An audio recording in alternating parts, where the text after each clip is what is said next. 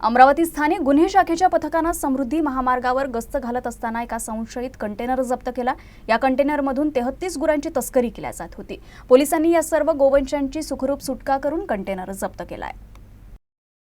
समृद्धी महामार्गावरून मोठ्या प्रमाणात गोवंश तस्करी सुरू असल्याची माहिती स्थानिक गुन्हे शाखेचे प्रमुख पीआय किरण वानखडे यांना मिळाली होती। या माहितीच्या आधारे पीआय वानखडे यांनी पीएसआय रोकडे व त्यांच्या पथकाला समृद्धी महामार्गावर गोवंश तस्करी रोखण्याच्या उद्देशाने गस्त घालण्याचे आदेश दिले।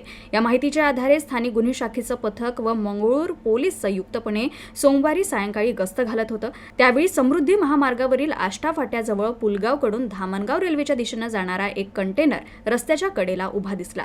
पोलिसांनी कंटेनर जवळ जाऊन पाहणी केली असता त्यामध्ये चालक आणि वाहक कोणीही नव्हतं। त्यानंतर पोलिसांनी कंटेनर उघडून पाहिलं असता त्यामध्ये अनेक गोवंश कोंबलेल्या स्थितीत मिळून आले। या गोवंशांची तस्करीसाठी वाहतूक होत असल्याचा संशय पोलिसांना आला। या कारवाईत एकूण 33 गोवंश मिळून आले। पोलिसांनी सर्व गोवंशांची सुटका केली आणि 15 लाख रुपयांचा कंटेनर जप्त करण्यात आला। या प्रकरणी मंगळूर दस्तगीर पोलीस ठाण्यात अज्ञात कंटेनर चालकाविरुद्ध गुन्हा दाखल करण्यात आलाय।